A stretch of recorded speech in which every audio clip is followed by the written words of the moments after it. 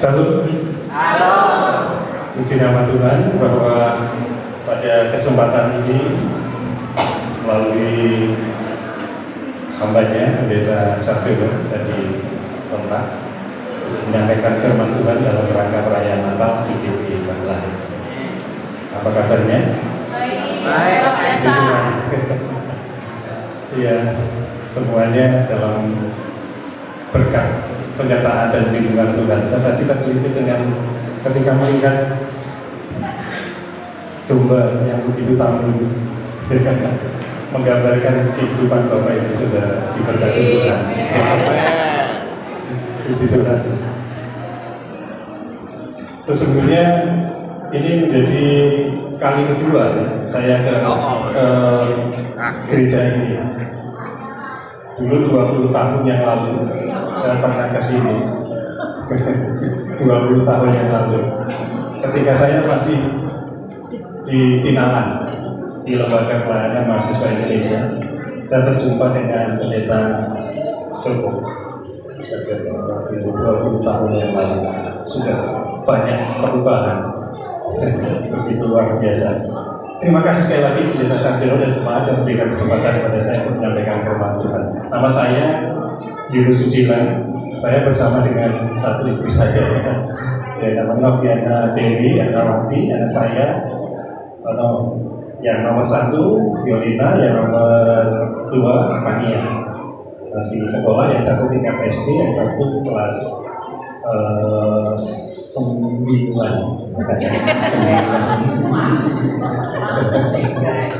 Kelas 3 SMP Orang Besar. Pelayanan kami di Gereja Baptis Pengharapan cabang Palongpanggang Gresik. Saya kira itu ya sedikit perkenalan dari kami. Aslinya belum ya. Aslinya orang Jawa. Aslinya orang Jawa, semuanya orang Jawa. Istri saya juga orang Jawa dari Trenggalek, saya juga dari Trenggalek. Kalau Pendeta Sarsilo sudah sering ke Trenggalek, baru tukar gambar itu. Baik Bapak Ibu dan Saudara, sebelum tadi sudah berdoa ke firman, kita langsung buka Alkitab kita dari Injil Lukas pasal yang kedua. Sesungguhnya tadi sudah dibacakan dalam kisah Natal ya, tapi kita akan mengulangi 2 ayat saja dari Injil Lukas pasal yang kedua. Injil Lukas pasal yang kedua ayat yang ke-10 dan yang ke-11.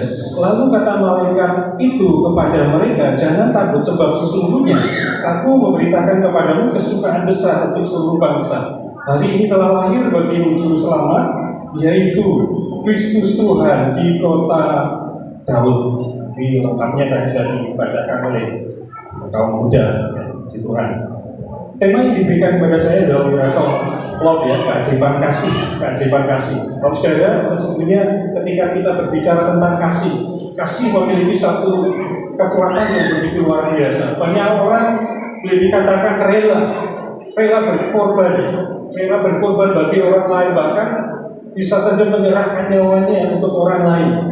Tetapi yang menjadi pertanyaan, apakah mereka melakukannya dengan kasih yang sesungguhnya, dengan kasih yang diajarkan oleh Allah, atau mungkin hanya sekedar balas jasa, atau karena tugas dan tanggung jawab, atau karena alasan yang lain.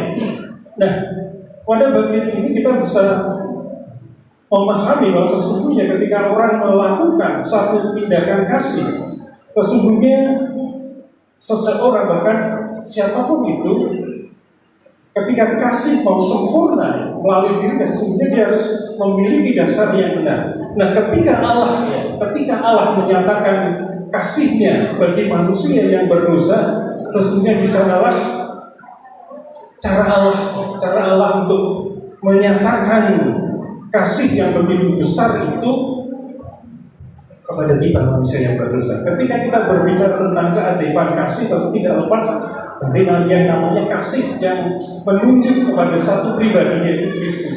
Kasih yang begitu besar, kasih yang begitu ajaib, kasih yang begitu mulia, kasih yang suci murni, yang sesungguhnya itu hanya dimiliki oleh Tuhan kita Yesus Kristus. Nah, saudara, mengapa kasih yang begitu ajaib hanya dimiliki oleh Tuhan kita Yesus Kristus? Kalau kita melihat ke dalam firman Tuhan dan kitab Roma, di sana dikatakan bahwa semua orang telah berbuat dosa.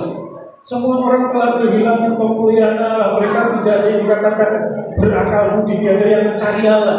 Lalu dikatakan juga bahwa upah dosa adalah maut. Mereka kehilangan kemuliaan Allah, dan mereka ketika melakukan atau melanggar segala apa yang difirmankan oleh Allah, hukuman dosa menjadi bagian yang harus diterima oleh manusia yang berdosa. Ini menjadi persoalan.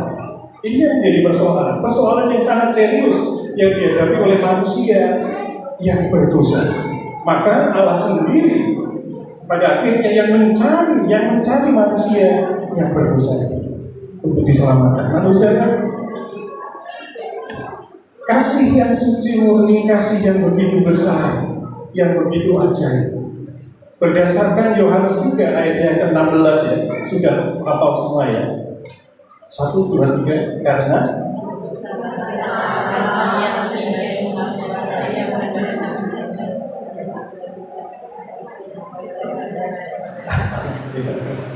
ya, di sana dikatakan karena begitu besar apa kasih Allah kepada dunia. Nah, saat ini kita mau belajar. Kita akan belajar 3 wujud keajaiban kasih dan kasih dari Allah. 3 wujud keajaiban kasih Allah bagi manusia yang berdosa. Yang pertama, karena kasih. Lihat ya. Karena kasih Allah telah memberi yang terbaik buat kita. Karena kasih Allah sudah memberikan yang terbaik buat kita.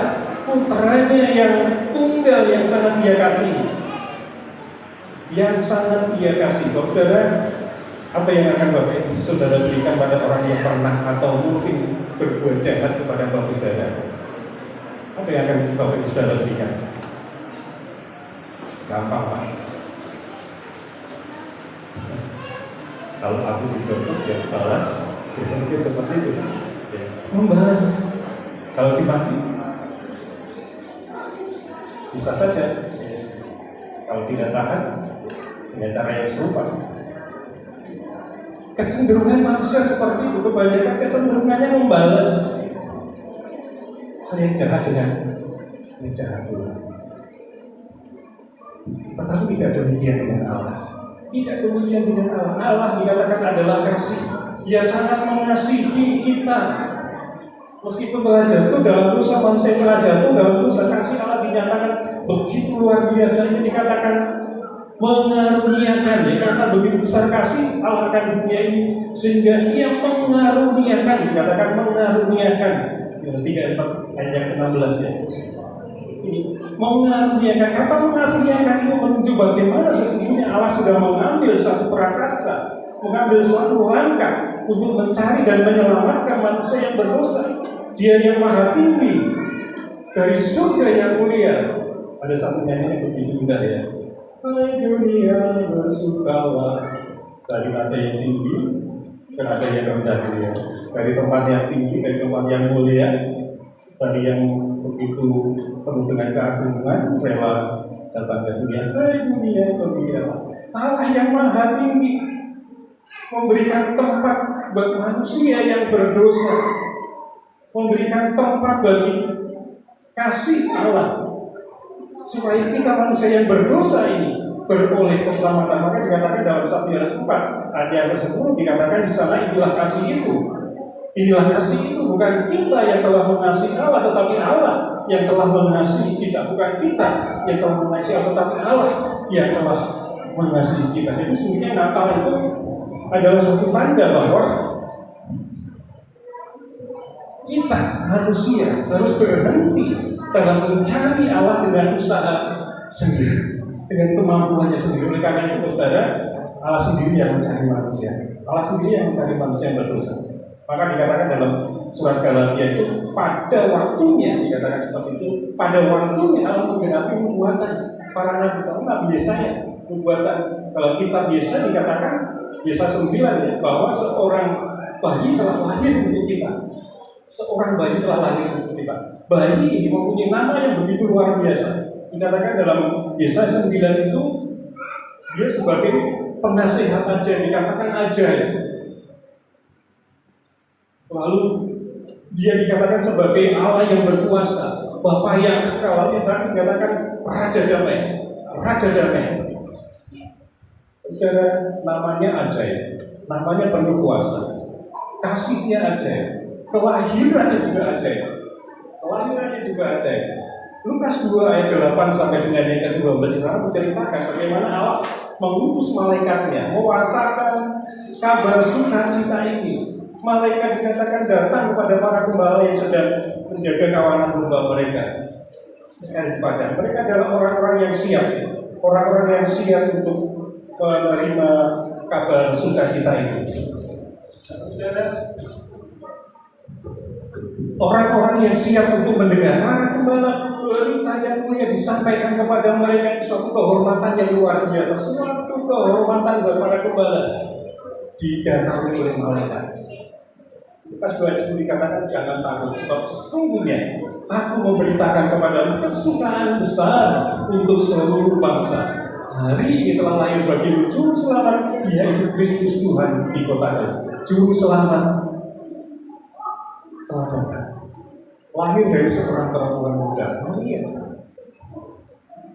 Bukan oleh karena seperti layaknya manusia, tetapi oleh karena karya Roh Kudus.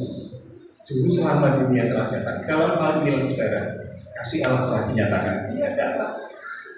Allah memberikan yang terbaik kepada manusia yang berdosa. 1 Yohanes 4 yang ke-9 berkata, dalam hal inilah kasih Allah dinyatakan di tengah-tengah kita, yaitu bahwa Allah telah mengutus anaknya yang tunggal ke dalam dunia supaya kita hidup olehnya. Allah telah mengaruniakan, memberikan, dikatakan memberikan kepada kita satu pemberian yang terbaik. Karena apa? Kasihnya yang begitu besar, kasih yang ajaib. Saudara, ada satu kisah yang mungkin Bapak Ibu Saudara juga pernah mendengar atau melihat dalam sebuah tayangan, ya, kisah anak perdamaian. Seorang misionaris yang melayani di Papua, di suku Sawi, diperhadapkan pada satu situasi di mana di tengah-tengah pelayanan Mr. Don, namanya Mr. Don, terjadi namanya peperangan antar suku. Mr. Don harus mencari cara bagaimana bisa memperdamaikan suku yang sedang bertikai itu. Lalu dia menemukan satu celah untuk bisa mendamaikan suku Sawi yang saling berperang. Kalau dari peperangan bukan hanya luka tetapi sampai mati, senjata panah dipakai, ceritanya seperti itu. Dan ketika melihat seperti itu, maka ada celah yang bisa dipakai untuk bisa mendamaikan kedua suku yang bertikai itu dengan cara salah satu suku harus menyerahkan seorang anak kepada musuh atau suku satunya supaya dirawat, dijaga, dipelihara sampai dewasa. Dan ketika itu diberikan, maka terciptalah satu perdamaian, ketenangan dalam kehidupan suku. Jadi anak itu disebut sebagai anak perdamaian, anak perdamaian. Satu pemberian yang terbaik kepada suku Sawi sehingga terciptalah satu ketenangan, satu kedamaian. Nah, Bapak Saudara, penyataan keajaiban kasih Allah bagi manusia yang berdosa, kita yang tidak layak menerima kasih Allah, tetapi Allah berkenan memberikan pemberian terbaiknya bagi kita. Dia memberikan pemberian terbaik buat kita di dalam putranya yang tunggal, yang sangat Dia kasihi. Dia rela datang ke dunia untuk kita manusia yang berdosa. Agar apa? Agar dunia diselamatkan. Agar dunia diselamatkan. Nah, saudara, sesungguhnya keajaiban kasih-Nya, keajaiban kasih Allah sesungguhnya akan menggerakkan kita, mengajar kita bagaimana kita juga mau memberikan yang terbaik mau memberikan yang terbaik bagi orang lain. Buat kita yang sudah mengalami kasih Allah itu, kita memberi yang terbaik. Ini ada saya bilang, Allah sudah memberikan yang terbaik buat kita melalui putranya yang dikatakan yang tunggal yang sangat Dia kasih.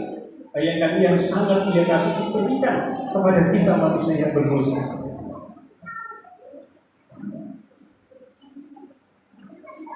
Puji Tuhan kalau satu ini banyak orang yang mengambil kasih. Kasih yang begitu besar. Kita sudah menyambut Dia, menyambut kasih itu. Kita harus hidup di dalamnya agar kasih itu semakin dikatakan oleh Rasul Paulus supaya kasih itu semakin sempurna melalui kita. Lalu bagaimana cara supaya kasih itu semakin sempurna?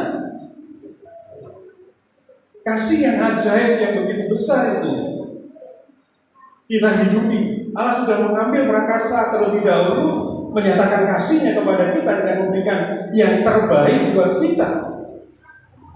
Maka kita pun juga harus memberikan yang terbaik. Yang pertama, kita harus memberikan yang terbaik buat Allah kita. Memberikan yang terbaik kepada Allah. Apa yang terbaik? Bagi Allah kita. Kasihlah Tuhan Allahmu seperti itu. Itu kan hati kita menjadi satu tempat. Ketika Natal ya, masih kanak-kanak, pengertian pemahaman tentang Natal mungkin berbeda dengan kaum yang sudah dewasa ketika memahami Natal. Anak-anak mungkin memahami pada waktu usia saya itu masih kanak-kanak Natal identik dengan perayaan pesta, berbagai hadiah dan lain sebagainya. Tapi ketika belajar dalam sekolah minggu, kemudian terus semakin bertambah usia, itu akan mengalami suatu perkembangan juga dalam pemahaman tentang Natal. Memberi hati buat Yesus yang sesungguhnya dilahirkan di kandang domba karena seperti itu palungan. Tapi kita serahkan kepada Tuhan supaya apa? Kita dikuasai oleh Tuhan. Kalau dalam bahasa LPM itu hati itu tempat ya, tahtanya Tuhan Yesus Kristus itu. Kalau Kristus tidak mau bertahta, kita tidak mau menempatkan Yesus dalam hati kita. Yang memimpin siapa? Yang memimpin diri kita sendiri, keakuan kita. Tetapi kalau kita mau menyerahkan hati kita Kristus supaya Kristus bertahta dalam hati kita, maka Dia akan mengarahkan hidup kita, akan memimpin hidup kita, membawa kehidupan kita semakin mengalami berkat-berkat yang luar biasa. Nah, kita patut bersyukur Bapak Saudara bahwa kita sekarang memiliki satu teladan kasih yang sempurna. Sebelum kita mengerti memahami tentang kasih Allah yang begitu besar ini, sifat dasar manusia itu sulit sekali untuk memberi terbaik buat orang lain atau mau bertobat buat orang lain. Kecenderungannya seperti itu.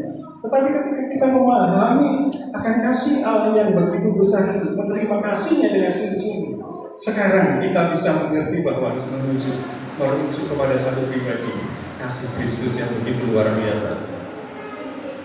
Itu jadi kita harus memberikan yang terbaik kepada Allah. Jadi kita sudah mengalami pemberian yang terbaik dari Dia, kita juga harus memberikan yang terbaik hati kita. Dan untuk orang-orang mungkin yang bersalah kepada kita, pemberian yang terbaiknya apa? Berilah pengampunan. Masih ada yang tidak mau bertegur sapa di bulan Natal ini? Amin. Semuanya makmur ya. Saya kali ini wah luar biasa. Hijau royo-royo. Hijau royo-royo Tambun. Ini kalau di Tawake itu di Balong Panggang Gresik banyak itu. Tambun. Diberkati Tuhan, tetap bersaudara. Ketika ada orang yang bersalah kepada kita, ketika kita diperlakukan yang mungkin kurang baik, pemberian yang terbaik dari kita. Pengampunan, saudara. Kenapa pengampunan? Kalau kita menyimpan marah, menyimpan dengki, menyimpan berbagai macam pikiran yang iri, dengki, kebencian dan lain sebagainya, kehidupan kita akan seperti itu. Paulus mengatakan buanglah semuanya itu. Apa yang dibuang? Sampah, ya. Sampah. Itu tadi. segala macam bentuk ini bahas tidak kuat lah. Pemberian yang terbaik buat mereka yang mengusung kita dalam pengampunan mungkin ini sulit, saudara. Sulit, tetapi inilah yang harus kita lakukan. Keajaiban kasih itu, keajaiban kasih Allah yang mengalir dalam kehidupan kita. Bukan kita yang kuat untuk mengalir, tapi kita yang dikuatkan oleh Allah. Kenapa? Kasih Allah yang sudah memulihkan kita, kasih Allah yang sudah mengampuni kita, itu akan memampukan kita juga untuk mengasihi dan memberikan pengampunan sebagaimana seharusnya yang Tuhan, seperti yang Tuhan perintahkan. Sulit, tetapi sekali lagi membutuhkan kerelaan hati. Tidak ada yang namanya egois. Kita mau menerima satu dengan yang lain karena mereka dan semua adalah ciptaan Tuhan dan anak-anak Tuhan yang saling mengasihi. Bukan itu saja, saudara. Pemberian yang terbaik dari Allah kita juga harus memberikan satu dengan yang lain. Untuk apa? Saling peduli ya, saling peduli. Memberi perhatian, meski mungkin itu hal yang sepele, hal yang kecil, ya, hal yang kecil, tetapi jika dilakukan dengan kasih yang tulus tanpa pamrih itu akan menjadi berkah. Ya, tentu akan sangat menjadi berkah. Firman Tuhan berkata dalam 1 Petrus 3:17, barang siapa mempunyai harta duniawi dan melihat saudaranya yang menderita kekurangan tetapi menutup pintu hatinya terhadap saudaranya itu, bagaimana kasih Allah dapat tetap dalam dirinya? Artinya apa? Sesungguhnya bagi dunia kasih itu adalah suatu kemauan untuk menguasai, untuk memperoleh sesuatu. Tetapi dalam pengajaran kekristenan, sesungguhnya kasih itu adalah suatu kemauan untuk dengan tulus hati, dengan niat yang tulus untuk berkorban buat orang lain, bagi kebaikan orang lain. Dan itu tidak mudah. Dan ketika Roh Kudus berjalan, ketika Roh Kudus menggerakkan bahwa saudara itu berbuat baik, sekecil apapun, sepele apapun, jangan tunda-tunda. Jangan tunda-tunda. Kalau Bapak saudara digerakkan untuk melakukan suatu kebaikan, jangan tunda-tunda. Kenapa? Karena kita tidak tahu. Mungkin melalui perbuatan kita yang sepele, yang kecil itu, Allah yang menyelamatkan hidup seseorang. Iya Pak. Maksudnya iya kan saya sudah berpengalaman ketika hamba seperti itu.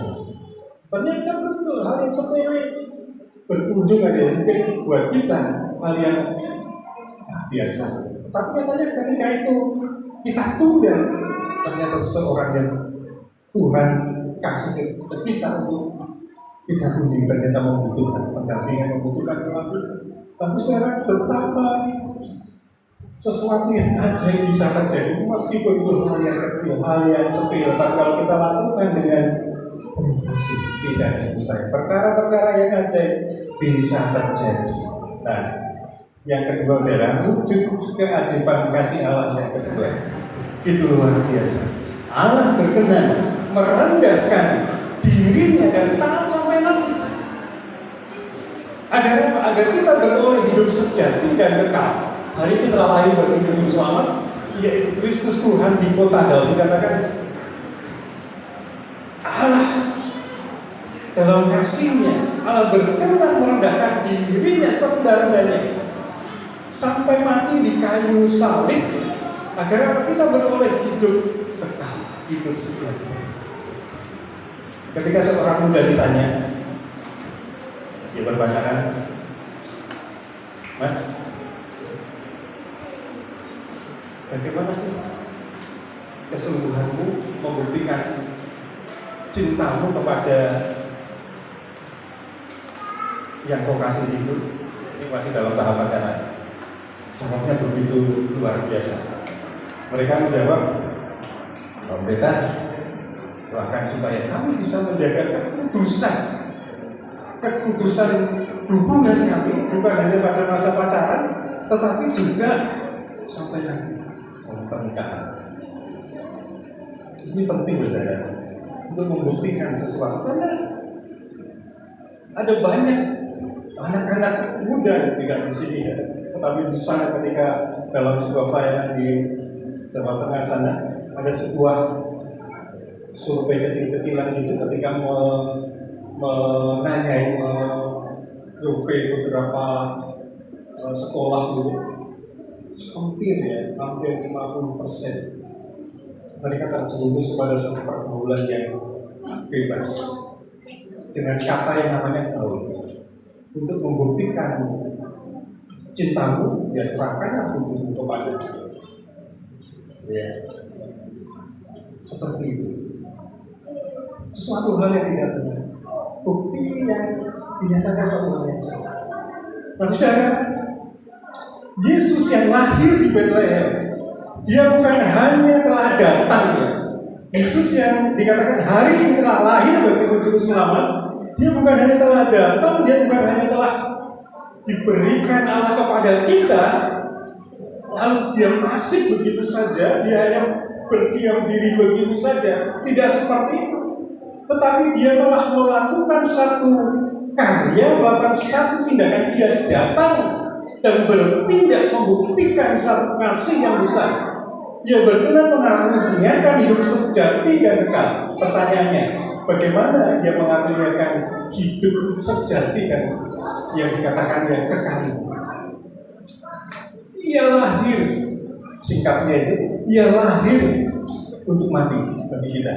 Ia lahir untuk mati bagi kita.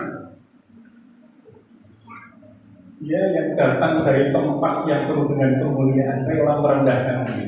Rela merendahkan diri serendah-rendahnya. Datang ke dunia yang berdosa, mengambil rupa seorang hamba, menjadi hamba. Hari ini telah lahir bagi juru selamat, dikatakan seperti itu, juru selamat. Sebagai juru selamat, apa yang dia lakukan? Apa yang telah dia lakukan? Dia datang untuk membebaskan manusia dari belenggu dosa. Dia datang untuk membebaskan manusia dari ketakutan. Dia datang untuk membebaskan manusia dari hukuman dosa yang sangat mengerikan.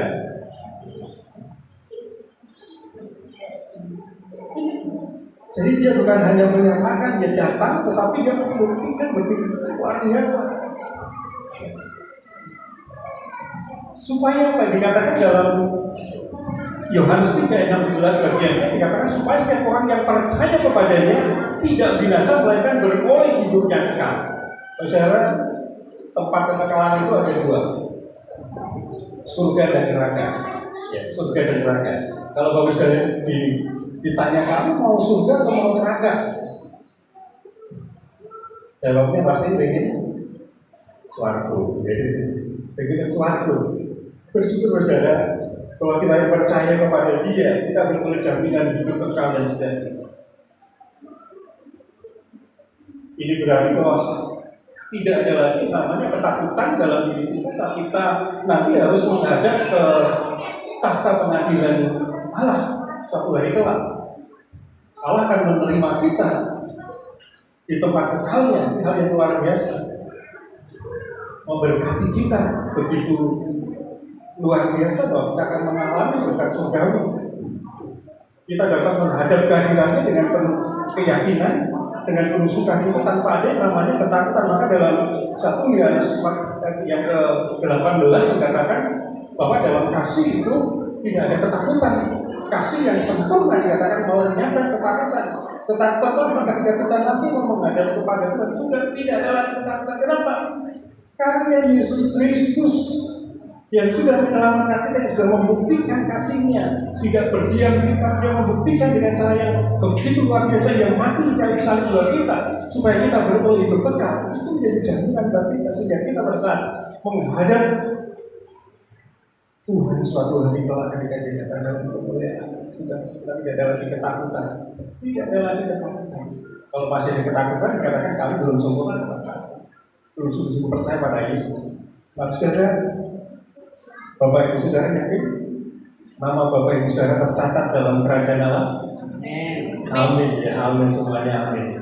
Ada satunya hidung petangin rohani ya, hidung petangin rohani.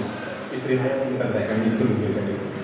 Maka hidung pun mepet.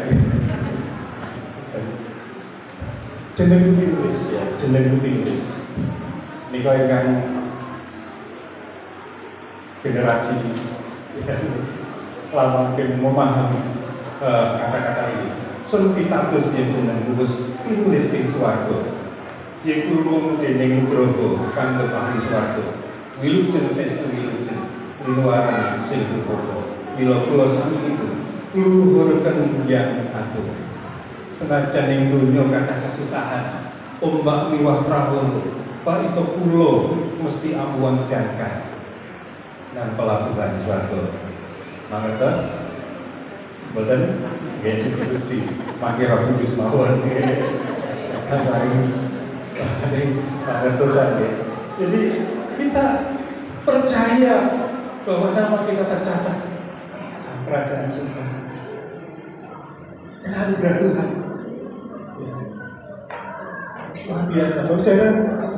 Allah yang Maha Kasih, Allah yang Maha Kasih telah membuktikan kasihnya begitu besar dengan tindakan yang nyata, walaupun pengorbanannya di atas kayu salib supaya apa? Supaya kita beroleh hidup kekal dan sejati. Semua ini dia lakukan karena kasih. Semua yang dia lakukan karena kasih. Kasih inilah yang menjadi dasar dan menjadi satu, boleh dikatakan sebagai model yang sempurna bagaimana kita juga harus mengasihi, yaitu kasih yang menunjuk pada salib Kristus, kasih yang rela berkorban bagi orang lain. Nah, saudara, keajaiban kasihnya sekali lagi memberikan teladan model yang sempurna bagi kita untuk mengasihi. Manusia dapat saja mengasihi, saudara. Manusia bisa saja mengasihi, tapi kasih yang sempurna itu harus dilakukan, harus dikerjakan oleh seseorang dengan menunjuk kepada salib Kristus supaya kasih kita itu sempurna. Dia harus memiliki kasih Kristus. Kalau saat ini bersaudara belum memiliki kasih Kristus, ya terimalah kasih, terimalah. Buka hati Bapak Saudara supaya kasih itu menguasai hidup kita. Jika kita ingin memiliki, barang siapa mengaku percaya pada Yesus, dikatakan kasihnya ada di dalam diri, dan itu yang akan memampukannya untuk mengasihi dengan benar sesuai dengan apa yang dikehendaki oleh Allah. Saudara, Allah dikatakan Allah adalah kasih. Allah adalah kasih. Barang siapa berada di dalam kasih itu, dia tetap berada dalam Dia. Sekali lagi terimalah Dia. Terimalah Dia dengan sungguh sebagai Tuhan dan Juru Selamat. Bukalah pintu hati Bapak Ibu Saudara. Jika Bapak Saudara anak-anak di sana anak sekolah minggu masih ragu terhadap Kristus, mari terus belajar kepada guru kalian, hamba Tuhan yang melayani. Belajar supaya pada akhirnya akan menerima kasih. Menerima kasih yang akan menggerakkan, mengasihi satu dengan yang lain dengan benar. Kalau kita perhatikan saudara, bagaimana berita sukacita itu juga dimiliki oleh para gembala. Para gembala begitu luar biasa merespon dengan cepat akan berita sukacita itu. Ketika para malaikat memberitahu, mereka pergi ke tempat di mana terjadi satu peristiwa kelahiran Sang Juru Selamat itu. Dan mereka ketika datang dan pergi, dikatakan mereka memuliakan nama Allah dengan penuh sukacita, dan mereka terus menjadi pemberita-pemberita yang efektif. Ini sangat luar biasa. Jadi kalau saudara sudah mengalami kasih Allah itu, menerimanya begitu luar biasa, dia itu akan menggerakkan, menguasai dan menggerakkan hati Bapak Ibu Saudara untuk apa? Untuk terus beribadah, terus melayani Dia, terus menjadi saksi-saksinya. Dengan kasih kita akan terus menjadi saksi-saksi Kristus bagi keluarga kita, dimanapun kita ditempatkan, dalam lingkungan apapun. Supaya apa? Yang utama adalah supaya kasih ini juga diterima oleh banyak orang.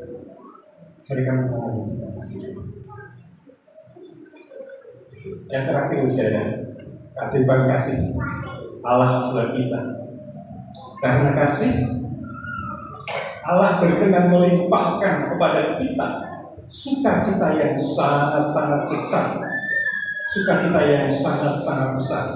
ayat yang ke-16c dikatakan di sana memberitahu kepada kita yang percaya kepada Dia dikatakan beroleh hidup yang kekal. Mengapa ini membawa sukacita besar? Selain dikatakan dalam Injil Lukas, ya, di dalam Injil Lukas dikatakan aku memberitakan kepadamu kesukaan besar. Lalu dalam Yohanes 3:16c dikatakan beroleh hidup yang kekal. Kenapa ini membawa sukacita yang besar?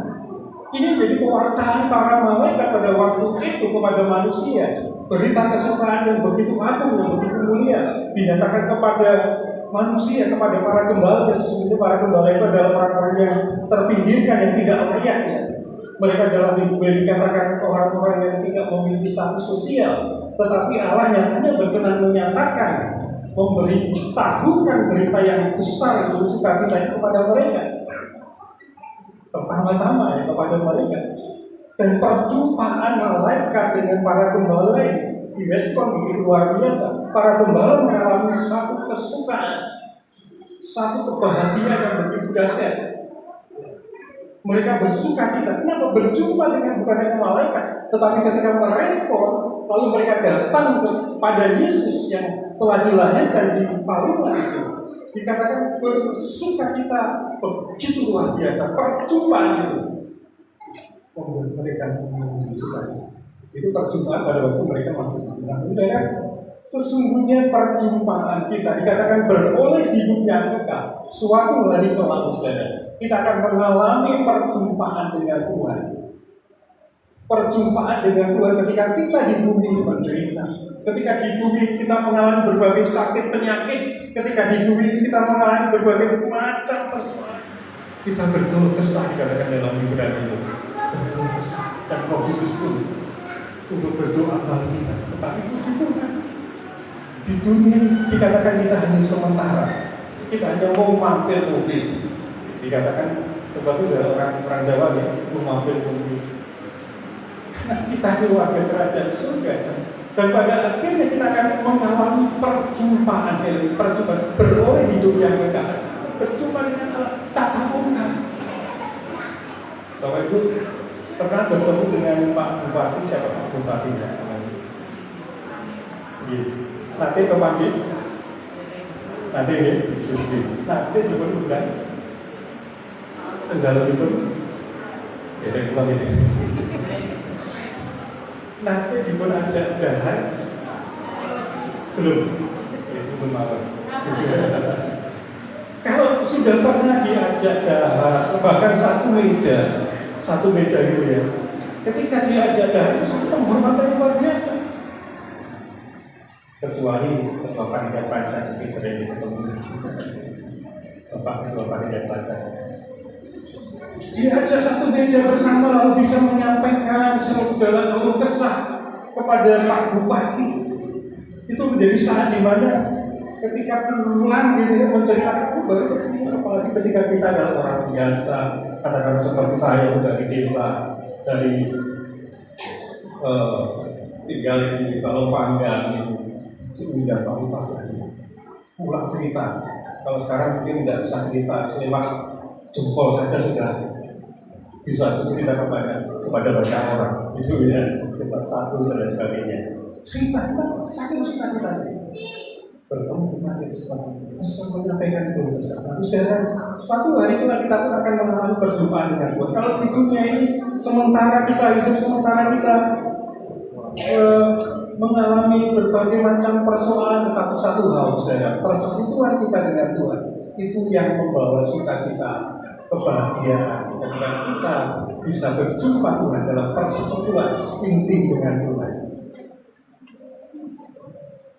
Bersyukur kalau di gereja sedang berdoa, ada doa pagi, lalu ada kalau di rumah itu misbah keluarga, lalu doa pribadi. Itu menjadi kesempatan yang begitu luar biasa, perjumpaan pribadi dengan Tuhan membawa sukacita besar. Ketika kita ada di bumi, ketika kita ada di bumi, masih hidup di bumi, perjumpaan kita dengan Tuhan adalah bersekutu dengan Dia.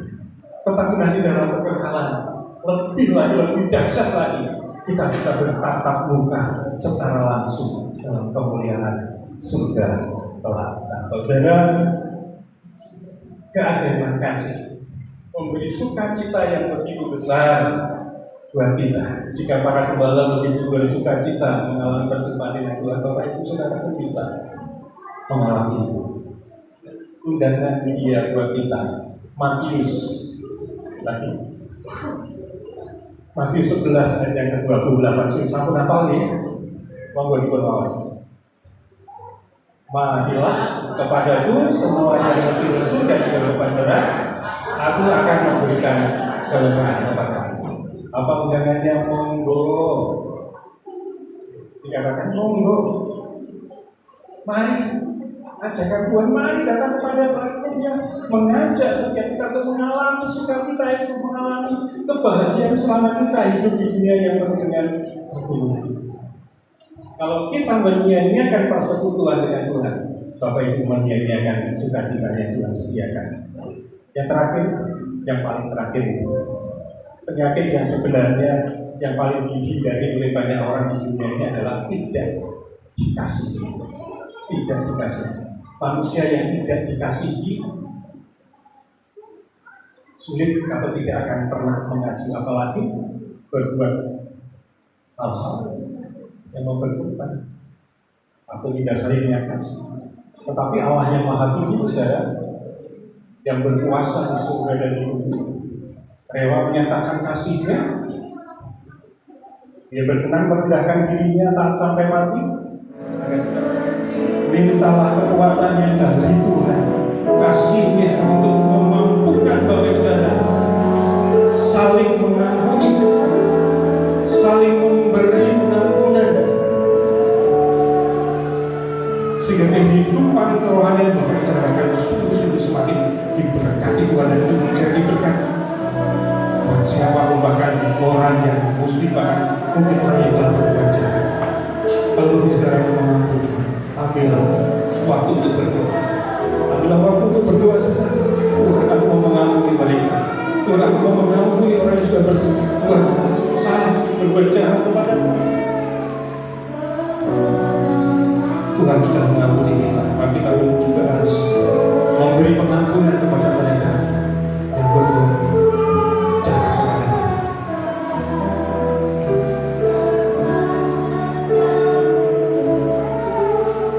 Yang ketiga, saudara, jika ada di antara saudara-saudara, Bapak Ibu Saudara yang baru pertama kali, sudah lama mendengar tentang Yesus, mendengar tentang Kristus, tetapi masih ragu untuk menerima Dia sebagai Tuhan dan Juru Selamat, saat ini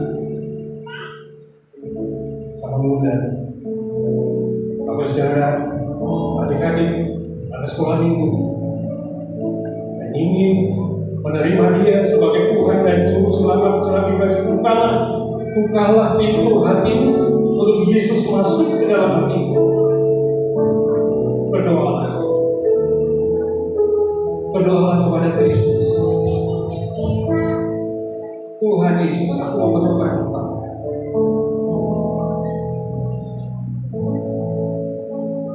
Masuklah ke dalam hatiku ya Tuhan. Kuasailah tata hatiku dan pimpinlah hidupku. Aku menaruh percaya kepada-Mu sebagai Tuhan dan Juru Selamat.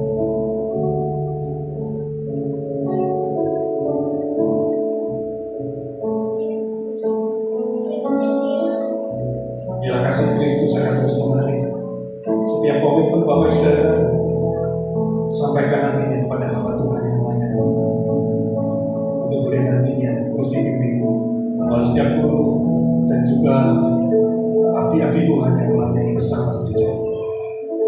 Kita bagi berdiri, kita berdoa.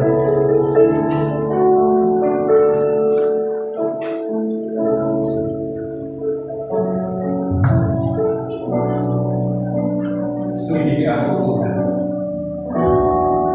selidiki aku,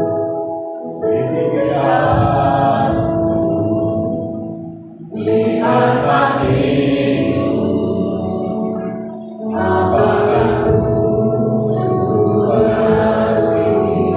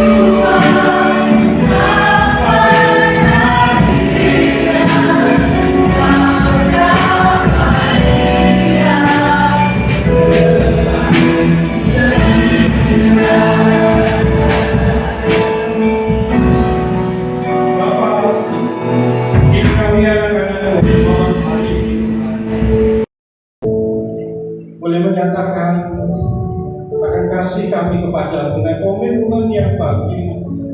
Perayaan Natal ini, Engkau melihat setiap hati kami, Engkau melihat kesungguhan kami kepada Engkau. Bila Tuhan memberkati setiap anak-anakmu semuanya yang boleh berdoa, yang boleh mengambil komitmen pada malam hari apapun itu. Kuasa Tuhan terus menjabat setiap hati. Kau serahkan semuanya dalam berkat pimpinan untuk mereka semakin dipimpin dan semakin mengalami kemajuan berkat-berkat rohani dan dipakai untuk mengasihi dan melayani Tuhan.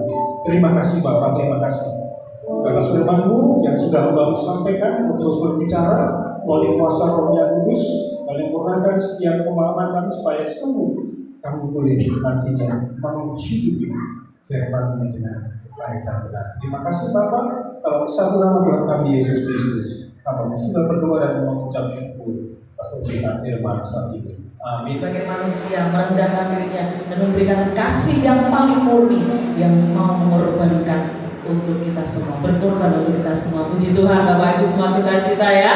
Haleluya. Saya mau kita ada dokumentasi supaya tidak kelupaan ya. Jadi untuk si dokumentasi mau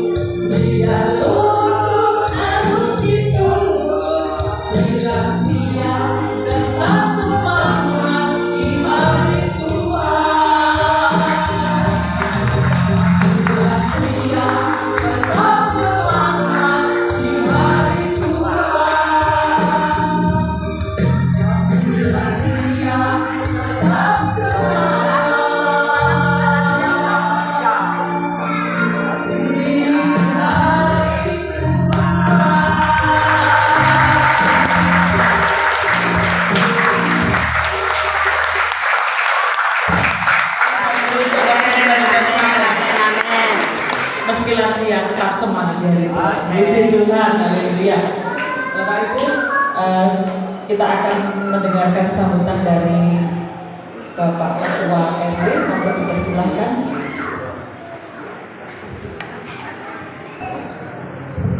Selamat malam, salam sejahtera bagi kita semua. Bapak Ibu warga gereja Betlehem yang saya hormati semuanya, Bapak Pendeta yang jauh-jauh hadir dari Gresik, terima kasih atas penyampaian semuanya tadi. Saya dengar sangat penting untuk menjalani kehidupan sehari-hari warga kita. Semoga semuanya bisa selamat menggunakan akhirat. Kalau ada kegelapan kami selama pelayanan di wilayah Penjenengan, saya sekali lagi minta maaf sebesar-besarnya. Terima kasih atas penjelasan dari saya. Semuanya kita menjadi orang yang bermanfaat di lingkungannya semuanya. Amin. Terima kasih Bapak RW, Ketua RW, Ketua Panitia Natal, Bapak Eko Wasito akan menyampaikan cinta kasih tersebut. Monggo dipersilakan ke depan.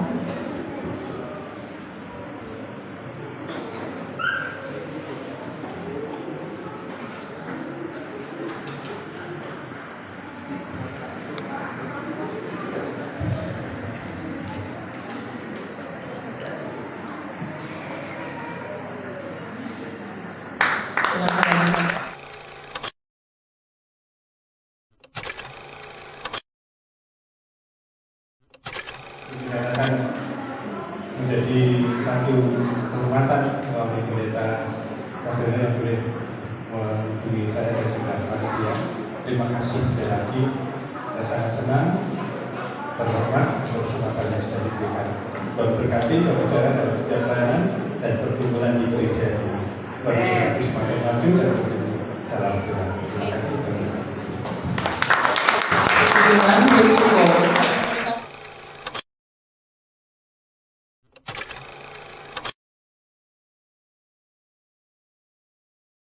Silakan kami gambar.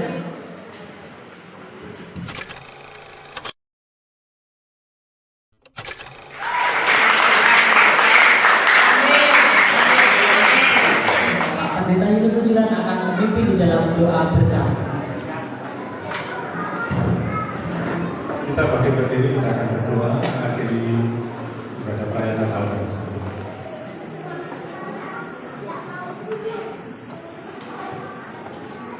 Kembali ya Tuhan, kami menghadap kehadiran-Mu, menaikkan puji syukur kehadiran Tuhan atas segala pertolongan-Mu pada ibadah perayaan Natal di malam hari ini. Kau sudah memberkati kami, untuk kami boleh memuji-muji Engkau, bahkan juga kami boleh bersuka-cita melalui tari-tarian, melalui setiap persembahan talenta yang boleh dipersembahkan kepada Tuhan pada saat ini. Kesemuanya Tuhan hanya untuk kemuliaan nama-Mu saja. Tuhan, kalau sebentar kami mau mengakhiri ibadah perayaan Natal pada saat ini, kami mau pulang ke rumah kami masing-masing. Dan ketika esok juga kami akan melanjutkan segala aktivitas pekerjaan yang Tuhan percayakan bagi setiap anak-anak-Mu semuanya.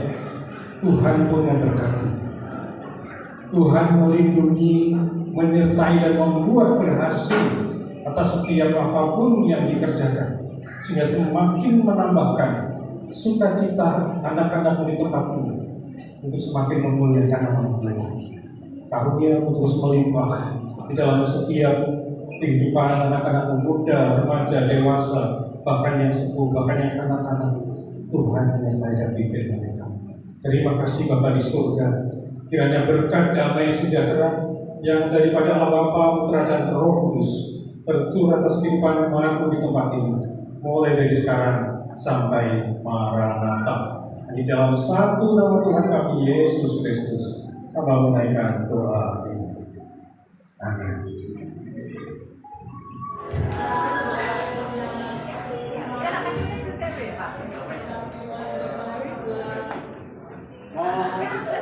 Mau